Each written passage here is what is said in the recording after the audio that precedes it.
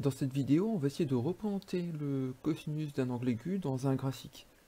Alors vous voyez ici qu'en partie droite de mon écran, j'ai tracé un tableau dans lequel j'ai reporté des mesures d'angle en degrés, de 10 à 80 degrés, de 10 en 10, et à chaque fois j'ai calculé le cosinus de l'angle en question.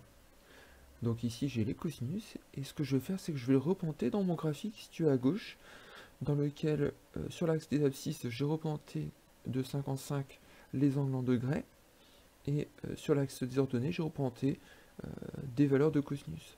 Alors j'ai mis entre 0 et 1, puisque je me rends compte que les valeurs des cosinus sont comprises entre 0 et 1. Alors on y va, je vais représenter le premier point de coordonnées 10 degrés en abscisse et 0,98 en ordonnée. Donc je vais créer ce point. J'obtiens le point A ici. Et puis de la même façon, je vais créer les points correspondant aux autres mesures. Et j'obtiens ces points ici. Je me rends compte que je retrouve bien la conclusion que j'avais trouvée lors de la toute première activité. C'est-à-dire que quand l'angle augmente, eh bien le cosinus, lui, il va diminuer. On avait bien trouvé ça lors de la première activité. De la même façon, si l'angle diminue, eh bien le cosinus augmente. Si je trace une courbe qui passe par les points qui ont été déjà tracés, voilà ce que j'obtiens. J'obtiens cette courbe rouge. Alors maintenant que j'ai cette courbe, je vais pouvoir essayer de l'utiliser pour déterminer graphiquement le cosinus d'un angle. Effectivement, ici, si je choisis par exemple un angle de 56,5 degrés, eh bien je peux dire, cet angle-là, pour avoir son cosinus, il va falloir que je dise, il est à peu près à cette hauteur-là. Et donc, regardez, si je trace ici cette ligne-là, 56,5 degrés, je vais obtenir ici un cosinus de environ 0,55.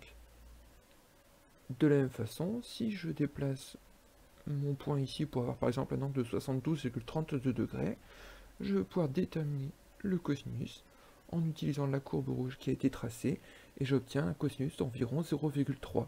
Alors c'est un tout petit peu plus que 0,3, on se rend compte que c'est juste au-dessus, mais on a une bonne valeur approchée.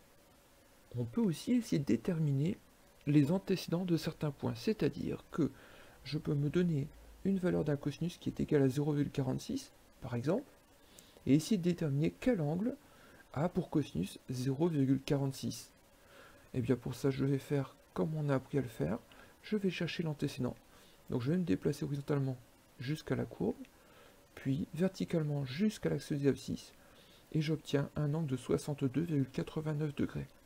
Je sais que si je prends le cosinus de 62,89 degrés, j'aurai environ 0,46. Je peux changer ici la valeur de mon cosinus, et si je prends un cosinus de 0,75, eh bien je me rends compte que j'ai un angle d'environ 41,19 degrés. Et ce qui est intéressant, c'est de se rendre compte que à chaque valeur du cosinus, j'ai exactement une valeur d'angle qui correspond.